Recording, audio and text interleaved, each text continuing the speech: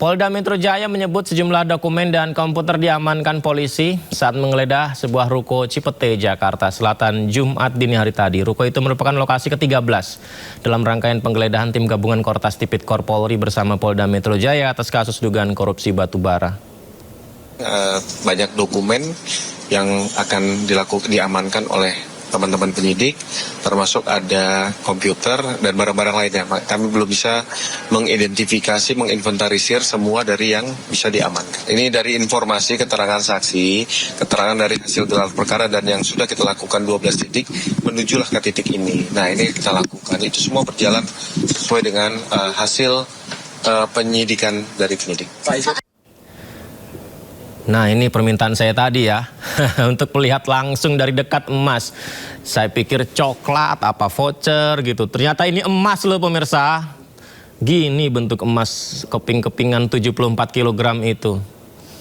Ini sekilas kayak kecil-kecil keping-keping aja ya, tapi kalau di total, ditimbang ternyata lebih berat dari emas puncak Monas. Jadi puncak Monas itu 72 kilo, ini emas yang disita ini 74 kilo. Sementara di sisi sebelah kiri dari kepingan emas ada uang dolar Amerika. Nah, kalau yang ini dolar Singapura. Ini dolar Amerika dan dolar Singapura. Itu diikat, satu ikat berapa totalnya ya? Banyak sekali ya tumbukan. Nah, ini rupiah juga ada, uang rupiah juga ada. Jadi di Cafe de Clan ada uang dolar Singapura, uang rupiah ini, kemudian ada dolar Amerika. Di Rumah Mewah Sentul itu ada 74 kg emas, ada uang juga. Nah, kalau di ruko berkas dan dokumen serta komputer tadi. Ini barang bukti semua ini pemirsa ini, semua ini nih. Saya ajak Anda untuk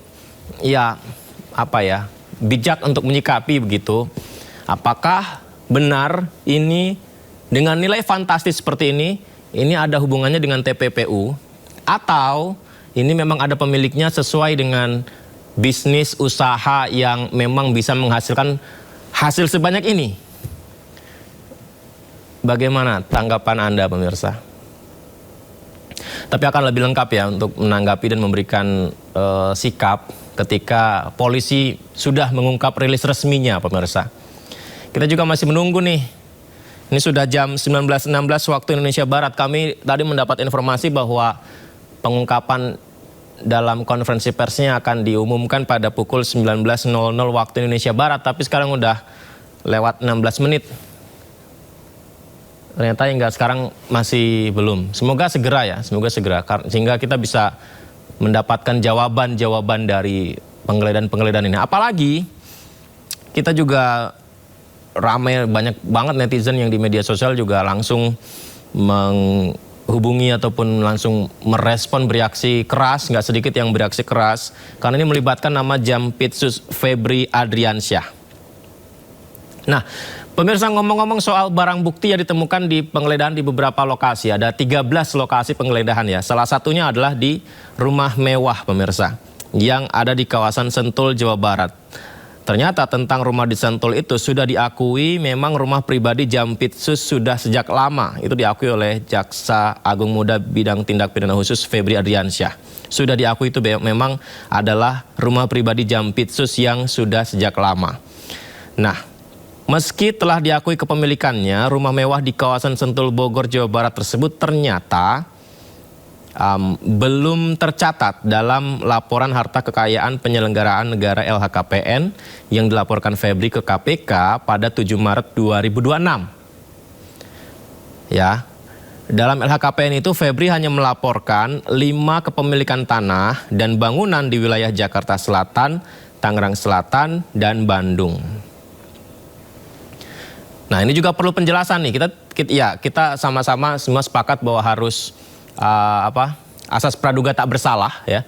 Asas praduga tak bersalah karena belum ada rilis resmi dan pengumuman siapa tersangkanya, bagaimana kasusnya, perkaranya bagaimana, barang bukti kaitannya ujungnya kemana begitu, karena belum ada ke sana. Sehingga kita masih menunggu informasi lengkapnya seperti apa.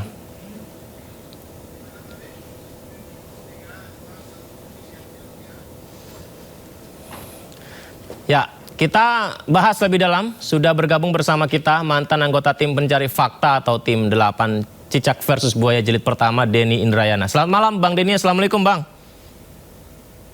Selamat malam, Waalaikumsalam warahmatullahi wabarakatuh. Baik, Bang, makasih ya Bang. Ini kita sama-sama menunggu nih Bang Denny. Se-Indonesia kayaknya Bang Denny nunggu emas 74 kg itu loh, sama uang ratusan miliar itu tuh gimana gitu? Apakah apa yang disampaikan siang hari tadi oleh Pak Febri Jampitsus kita itu bisa menjawab tentang adanya uang itu, emas itu, gimana Bang Denny? Tentu saja apa yang disampaikan Jampitsus menurut saya pasti tatarannya masih normatif ya. Oh. Untuk dia menjawab uang itu apa, dari mana, siapa yang memberikan, dan seterusnya dari kacamata hukum, tentu seharusnya normalnya itu yang bisa membongkar dan mengungkapnya adalah putusan peradilan. Karena ini tidak bisa diselesaikan misalnya dengan restoratif justice. Nilainya ya sebenarnya kalau ukuran ratusan miliar sekarang korupsi di tanah air itu tidak lagi fantastis ya. Karena kita sudah disodorkan dengan nilai-nilai yang lebih tinggi, lebih triliunan, dan nilai yang kabarnya setengah triliun ini menjadi seakan-akan kecil. Tetapi kan kita tidak bicara besar dan kecil, kita bicara magnitude-nya, kita bicara ini korupsi yang lagi-lagi menunjukkan akan terjadi gesekan antara institusi penegak hukum kita. Kalau dulu kami mencoba mencari solusi langkah-langkah politik hukum antara cicak dan buaya, antara polisi dan KPK, ini kita disodorkan pada kemungkinan gesekan antara kejaksaan dan kepolisian kan. Dan tentu saja menjadi penting untuk melihatnya tidak hanya dari kacamata penegakan hukum pidana saja, tapi politik hukum anti korupsi oleh institusi penegak hukum itu sendiri, yang selama ini menjadi PR yang belum pernah tuntas kita selesaikan. Berarti apakah sulit untuk mengabaikan asumsi opini publik, mengingat dalam penetapan kasus dugaan korupsi BGN itu juga ada Jenderal Polisi aktif tersangka kasus MBG ini, Bang Denny. Sementara sekarang ini meskipun belum ada rilis resminya ya, Jampitsus yang dikait-kaitkan begitu. Apakah sulit untuk mengabaikan bahwa ya ini memang ada semacam entah apakah tarik-menarik atau seperti apa, Bang Denny? Ya, dalam penegakan hukum persepsi itu tidak bisa dikesampingkan. Dan sayangnya penegakan hukum kita tidak lepas dari intervensi-intervensi politik, intervensi kepentingan. Jadi kalau ada teman saya yang mengatakan ini murni penegakan hukum, saya sambil guyon tapi serius menanggapi pada satu WhatsApp grup, penegakan hukum di siang bolong, saya bilang. Penegakan hukum di siang bolong. Karena penegakan hukum kita sekarang itu ada yang memang bisa kita kategorikan, kita bagi gitu ya. Biasanya dia menjadi penegakan hukum murni ketika pelakunya itu tidak punya backing, tidak punya perlindungan politik, kekuasaan atau materi keuangan. Dia nggak bisa intervensi sebagai penguasa, dia nggak bisa nyogok dengan uangnya. Maka itu penegakan hukumnya jadi penegakan yang murni begitu. Tetapi kalau dia makin punya posisi tawar secara kekuasaan dan secara politik, atau dia mempunyai kekuatan modal yang bisa mempengaruhi bisnis, politik, dan hukum, oligarki yang punya sumber bisnis, kekuasaan, keuangan yang besar, maka dia biasanya punya daya tawar, dan di tingkat itu biasanya hukum kita menjadi mandul. Nah, yang kita lihat beberapa hari ini lebih cenderung mereka punya daya tawar, bukan hanya secara politik kekuasaan ataupun materi keuangan, tapi mereka juga punya daya tawar sebagai penegak hukum itu sendiri. Tidak jarang hukum kita itu dijadikan alat tawar untuk penyandaran politik. Jadi kalau dalam Pilpres 2024 kemarin, kita melihat misalnya kalau tidak masuk dalam koalisi dia tiba-tiba muncul masalah hukum. Saya bikin puisi tuh. Ya, judulnya korupsilah dalam pelukan koalisi. Kalau Anda dalam koalisi Anda dirangkul, kalau Anda dalam oposisi Anda dipukul, kan gitu.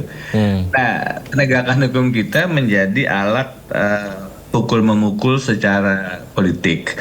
Itu sebabnya saya melihat kalau sekarang ada MBG yang mengarah ke perwira tinggi Polri, kemudian muncul ada kasus ini yang mengarah kepada petinggi kejaksaan, ya wajar kalau persepsi publik mengatakan ini adalah pertandingan antara sepak bola gajah gitu, antara Sepak bola gajah dan gajah. gajah.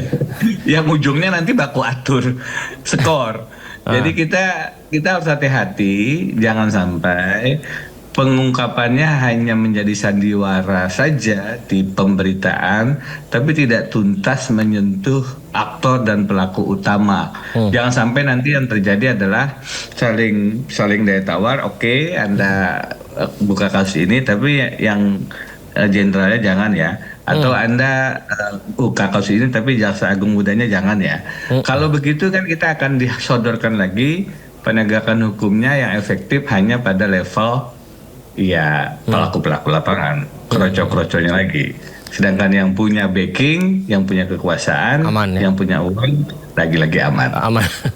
Bang Denny, saya tahun 2009 itu masih kuliah nih kalau tidak salah. Saya ingat cicak versus buaya itu kan perseteruan ya KPK dan kepolisian ya. Itu kalau ingat dibandingkan pada saat itu seperti apa Bang Denny? Ya saat itu sebenarnya kita masih melihat cicak itu representasi dari institusi yang kita berharap bersih sebagai pejuang anti korupsi. Dan saat itu memang sayangnya kepolisian yang direpresentasikan dengan figur buaya itu yang justru memang dipersepsikan sebagai pelaku kejahatannya gitu. Nah, waktu itu KPK-nya mendapat dukungan publik yang sangat luas. Saya kemudian melakukan langkah-langkah verifikasi melalui tim 8 dan kita memang menemukan tidak cukup bukti sebenarnya proses hukum yang dihadapi waktu itu Komisioner Chandra dan Bibit Samatrianto.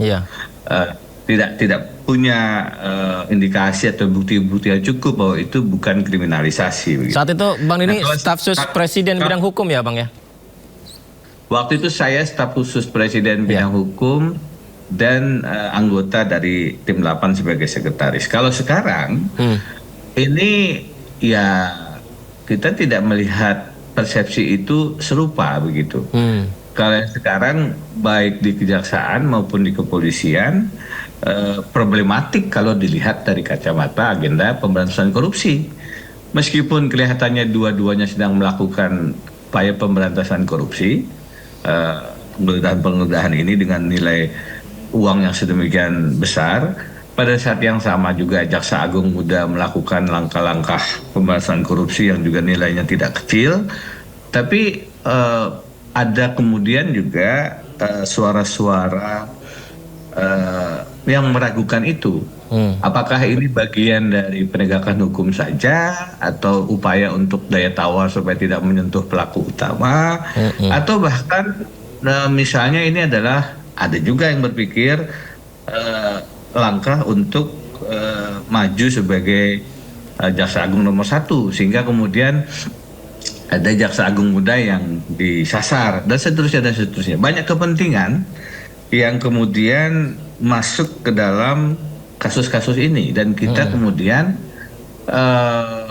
harus hati-hati meskipun beberapa kawan mengatakan Ya sudahlah, kalau memang mereka saling buka, kita Iya. sudah berterima kasih. Justru kita berharap Pak Mahfud makin MD kalau nggak salah bilang terbongkar, itu, Bang gitu. Endi, Denny. Ya banyak rekan, Banyak ya, rekan iya. punya posisi semacam itu. Kita tidak terlalu berpikir niatnya apa, tapi selama kasus korupsinya terbongkar, kita bersyukur saja begitu. Jadi kalau ada pelaku-pelaku kejahatan saling membongkar Hmm. apanya itu kejahatannya, bobroknya masing-masing, ya rakyat diuntungkan saja sih. Seperti itu satu posisi. Tapi pada sisi yang lain memang kita harus mendorong agar Ya. pengungkapan itu sampai kepada intelektual utamanya, pelaku utamanya. Ini mumpung ada Bang Denny ya, izin saya boleh ya untuk mungkin analisa biasa lah, analisa awam lah gitu. Nanti apa yang disampaikan Jampitsus Febri Ardiansyah, Bang Denny. Karena Febri Ardiansyah ini membenarkan rumah mewah di Sentul Bogor, Jawa Barat yang digeledah adalah rumah pribadi miliknya. Tapi Febri tak menjelaskan tentang uang dan juga emas dari siapa, milik siapa. Kita simak dulu. Jadi Bang Denny dan juga pemirsa, tadi siang Jampitsus Febri Ardiansyah buka suara setelah namanya santer disebut-sebut terkait serangkaian penggeledahan oleh kepolisian. Dalam keterangannya kepada awak media, Febri menyatakan Kejaksaan Agung menghormati proses hukum kepolisian. Namun Febri memastikan seluruh penyelidikan perkara yang saat ini tengah ditangani Kejagung tetap berlanjut, termasuk dugaan korupsi tata kelola MBG, pertambangan dan transfer pricing. Sudah semua? Yang kedua tentang rumah Sentul, ya, itu memang rumah pribadi Jampitsus yang sudah sejak lama. Itu bisa dilihat bagaimana proses kepemilikan sejak awal, ya. Dan mengenai uang tadi kan sudah saya jelaskan yang ditemukan, bahwa itu ada pemilik, ya, bahwa itu ada kegiatan, ada orang-orang juga terima kegiatan, itu bisa juga ditanya, kemudian juga ada beberapa kegiatan bangunan yang bisa dicek. Semua kami yakin dapat dipertanggungjawabkan dengan benar, tetapi tentunya tidak melalui forum seperti ini. Nah, jadi begini, Bang Denny, analisa awam netizen termasuk saya ya, Bang Denny ya, yang disoroti adalah rumah tersebut diakui memang milik pribadi Jampitsus dan sudah ada sejak lama. Dan uang itu ada yang punya. Nah, netizen kan bertanya, berarti apakah artinya itu punya yang ngomong itu atau gimana? Apa itu hal yang biasa atau gimana, Bang Denny? Ya, kita sedang dipertontonkan dengan satu sandiwara yang sebenarnya secara logika normal beliau sulit untuk mengelak, ya. Sulit untuk mengelak, Kalau Bang itu- Denny?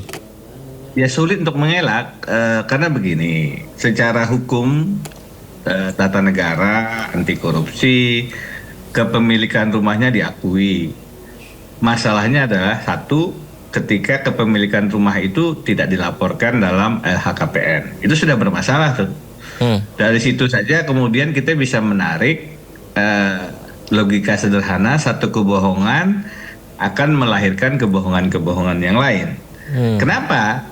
Pertanyaan sederhananya, kenapa rumah yang diakui sebagai milik beliau yang sudah lama itu tidak didaftarkan ke dalam laporan harta kekayaan penyelenggara negara? Itu satu pertanyaan kunci yang saya pikir layak ditanyakan dan simpel jawabannya. Nah, saya nggak tahu Ketika kalau rumah dinas mungkin juga harus dilaporkan ya, Bang Denny? Rumah dinas tentu tidak. Tidak, Kalau ya? rumah pribadi yang harus dilaporkan memang. Nah, tentu perlu diklarifikasi ya. Ini rumahnya rumah apa Ya, ya? itu. Tapi tadi memang disebutnya rumah Jampitsus ya. Nah. Tapi rumah dinas mestinya tidak disentul kan? Ya itu makanya. Kalau rumah dinas di perumahan swasta semacam itu saya tidak pernah terjadi gitu. Makanya. Saya secara logika hukum kalau rumah dinas tidak di sana begitu. Tetapi apapun satu pertanyaan yang tetap kita harus tanyakan adalah ini rumah pribadi apa rumah dinas? Ya. Kalau rumah dinas selayaknya tidak di situ. Kenapa di situ? Tapi kalau rumah pribadi maka Kenapa tidak ada di LKPN ya? Apa tidak dilaporkan LHKPN? Ya. Nah, itu berlanjut pada pertanyaan-pertanyaan lain. Kalau ini rumah pribadi, ya ini siapa yang memiliki aset-aset tersebut, uang, emas dan seterusnya. Kan kalau dikatakan titipan dan sebesar itu bagi seorang pejabat negara selevel Jampitsus, mestinya beliau paham bahwa ada yang layak dipertanyakan dalam konteks tindak pidana korupsi, dalam konteks tindak pidana pencucian uang. Kalau ada uang sebesar ini, itu akan sangat rentan dengan indikasi-indikasi money laundering. Kenapa tidak disimpan pada sistem perbankan? Kenapa tidak diinvestasikan dalam bentuk-bentuk yang lain? Kita tahu bagaimana tindak-tindak pidana korupsi kita itu suapnya menggunakan uang tunai. Kita tahu ditemukan banyak barang bukti yang asetnya dijadikan dalam bentuk emas batangan. Emas. Delalahnya itu ternyata ada di rumah itu juga gitu ya Bang Denny ya. Itu modus-modus yang kita pahami terjadi dalam tindak pidana korupsi yang terungkap kan.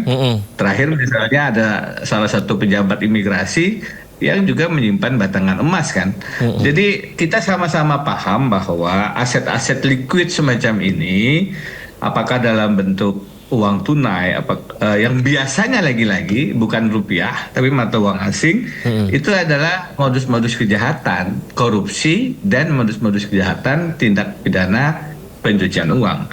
Jadi apa yang tadi disampaikan oleh Pak Febri itu sama sekali tidak menjelaskan, dan beliau memang berkelit dengan sangat lincah. Nah, ini bukan forumnya. Ya, itu juga dijawabnya begitu. Ini bukan forumnya, tidak mungkin dijelaskan sekarang katanya. Benar, tapi meskipun bukan forumnya, lagi-lagi logika awam yang biasanya tidak punya kepentingan selain menyatakan atau mengorek apa adanya, akan bisa dengan tajam mengwiliti bahwa ini ada bau amis, bau anyir yang sangat keras terkait dengan apa dan dari mana nilai aset uang tunai non rupiah dan batangan emas itu asalnya. Dan kalau kemudian muncul pemikiran bahwa ini adalah berasal dari tindak pidana kejahatan, itukah korupsi ataukah pencucian uang, tentu logika itu wajar. Pertanyaan-pertanyaan atau asumsi semacam itu valid untuk dikedepankan. Saya juga masih mengecek di media sosial ya, di Instagram atau media sosial Pak Presiden, sepertinya beliau belum memberikan tanggapan nih terkait dugaan ya mungkin perseteruan antara Kejaksaan dan juga Polri nih, Bang Denny.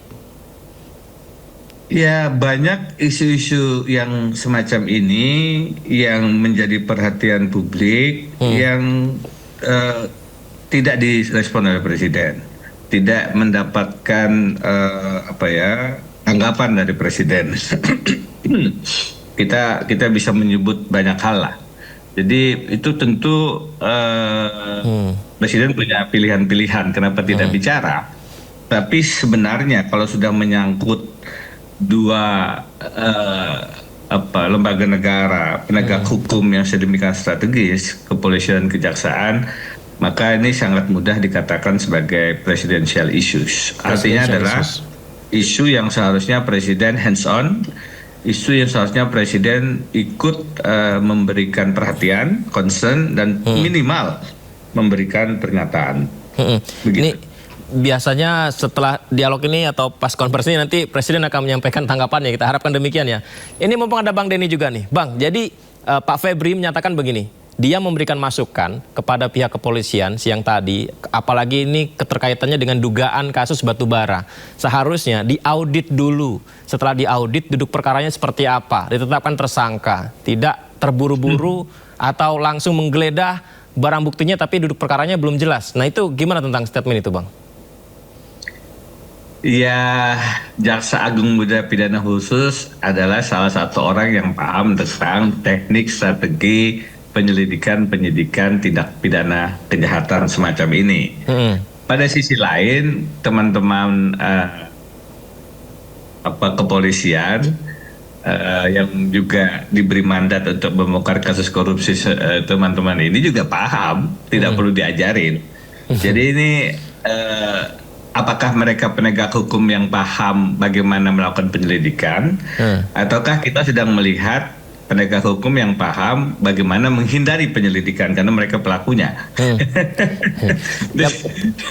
Yang sulit di tanah air ini adalah penegakan hukum anti korupsi kita itu dilakukan oleh penegak hukum itu sendiri. Pelaku tindak pidana korupsi itu dilakukan oleh aparat penegak hukum anti korupsi itu sendiri. Mereka tahu bagaimana menggunakan hukum secara berkebalikan gitu, bukan untuk memberantas tapi untuk melakukan, karena mereka paham pasal-pasalnya. Itu yang sangat merusak penegakan hukum anti korupsi kita. Soalnya kalau saya tangkap kan, jadi kesannya begini Bang Denny, ini tuh drama atau terburu-buru, tergesa-gesa, tiba-tiba langsung menggeledah koper-koper segala macam. Jadi kesannya begitu gitu Bang Denny. Emang nggak boleh ya Bang Denny langsung penggeledahan gitu? Kalau secara pidananya tentu teman-teman pidana lebih tepat ya bicara pengacara. Tapi begini, soal Jampitsus ini kan bukan soal sekarang. Kalau ditarik ke belakang itu masalah pernah dikuntit oleh Intel, Brimob, pernah ini, pernah itu sudah menjadi pemberitaan yang bisa ditarik beberapa waktu ke belakang. Jadi kenapa tidak terungkap apakah memang beliau adalah pendekar yang sedang menegakkan pemberantasan korupsi, atau itu biasanya begitu, memang beliau bukan pelaku korupsi, atau pelaku korupsi tapi mempunyai backing yang sangat kuat sehingga tidak bisa disentuh, untouchable, kan dua saja. Atau yang ketiga, di antara dua itu bukan pelaku korupsi atau pelaku korupsi yang untouchable. Nah, yang mana di antara dua ini tentu forumnya yang paling tepat memang adalah forum peradilan. Forum pengadilan untuk menentukan siapa yang bersalah dan tidak. Tetapi lagi-lagi sayangnya forum pengadilan kita saja sekarang bukan wilayah yang imun dari praktik suap menyuap anti korupsi itu sendiri. Jadi harus kemana Bang Denny? Ya, kita harus bersihkan memang institusi penegakan hukum kita dari virus korupsi itu sendiri, dan itu yang sampai sekarang belum tuntas. Dan dulu itu dilakukan oleh KPK karena KPK-nya sendiri punya integritas. Sekarang KPK kita dilumpuhkan, dilemahkan lewat undang-undang perubahan undang-undang KPK yang menyebabkan ya KPK sendiri tidak punya lagi senjata-senjata se-efektif dulu. Bahkan kita melihat pimpinan KPK-nya sendiri kan menjadi tersangka tindak pidana kejahatan kan. Ada yang menjadi pelaku tindak pidana kejahatan walaupun seharusnya tersangka dan belum tuntas-tuntas kasusnya, kan begitu. Baik, Bang Denny dan juga pemirsa, kita sambil menantikan jalannya konvers dari Polda Metro Jaya, sebentar kita lihat dulu ya, ini sejumlah dokumen dan komputer yang diamankan polisi menggeledah Ruko Cipete, Jakarta Selatan dini hari tadi. Ruko ini lokasi ke-13 di rangkaian penggeledahan tim gabungan Kortas Tipikor Polri bersama Polda Metro Jaya, dugaan korupsi batubara. Yang akan diamankan oleh teman-teman penyidik, termasuk ada komputer dan barang-barang lainnya. Kami belum bisa mengidentifikasi, menginventarisir semua dari yang bisa diamankan. Ini dari informasi, keterangan saksi, keterangan dari hasil gelar perkara, dan yang sudah kita lakukan 12 titik, menujulah ke titik ini. Nah, ini kita lakukan. Itu semua berjalan sesuai dengan hasil penyidikan dari penyidik. Baik, Bang Denny, saya lagi-lagi nanya nih Bang Denny, ketika ada klaim bahwa harta yang disita, entah 74 kg emas, kemudian uang ratusan miliar, itu sebenarnya ada yang punya. Itu memang dari hasil sebuah usaha atau bisnis. Artinya kan normal begitu untuk klaim yang disampaikan siang tadi oleh Jampitsus begitu. Nah, tapi kalau dari kacamata hukum, apakah memang hal itu sebenarnya mencurigakan Bang Denny? Tidak perlu ahli hukum untuk mengatakan itu mencurigakan, tidak perlu. Uang sebesar itu dalam bentuk mata uang asing, dalam bentuk logam emas, tadi saya katakan dalam riwayatnya adalah sejarahnya sangat kental dengan tindak pidana pencucian uang dan korupsi. Oke. Pertanyaannya memang itu milik siapa? Nah. Kalaupun anggaplah bukan milik beliau, kenapa ditaruh di rumah? Ya, kita anggap bukan milik beliau. Kalaupun, ya kan? Tentu menarik untuk mengetahui siapa yang kebakaran jenggot dengan penggeledahan itu. Itu juga menunjukkan barangkali dia ada keterkaitannya. Menarik juga untuk mengetahui ketika rumah Jampitsus itu dijaga oleh aparat-aparat tentara. Nah, itu. Atau kita mendengar pemberitaan ada beberapa aparat tentara yang datang ke Polda untuk meminta dibebaskannya saksi-saksi. Itu menarik tuh untuk dianalisis. Kenapa semacam itu pola gerakannya begitu? Apakah ada pihak-pihak yang terganggu dengan pemberitaan dan penggeledahan atau penegakan hukum yang sedang dilakukan? Dan itu terjadi bukan sekarang saja kan? Pada saat sebelumnya ketika memang ada berita Jampitsus juga dikuntit oleh intelijen begitu, juga muncul bahwa beliau dijaga oleh aparat tentara dan seterusnya dan seterusnya. Jadi ini menarik sebenarnya ketika penegakan hukum kita itu menghadirkan gesekan-gesekan antara para otoritas yang punya daya paksa ya, apakah itu kepolisian, kejaksaan, tentara. Karena di banyak kasus memang oknum-oknum yang terlibat menjadi backing kejahatan ini tidak lain dari institusi-institusi ini. Kita memang harus hati-hati berbicara. Kita tidak melihat institusinya yang problematik, tapi oknum-oknumnya.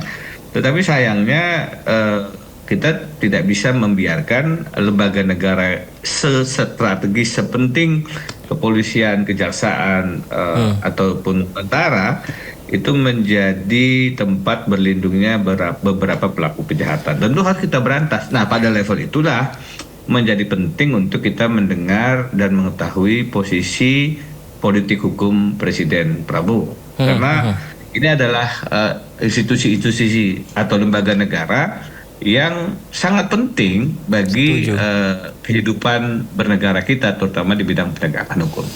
Baik, Bang Denny dan juga pemirsa, izin kita jeda dulu ya Bang Denny ya. Ini belum mulai-mulai nih konferensinya. Kita jeda dulu ya Bang Denny, izin kita akan segera kembali setelah jeda pemirsa. Breaking News Sindo akan kembali untuk Anda.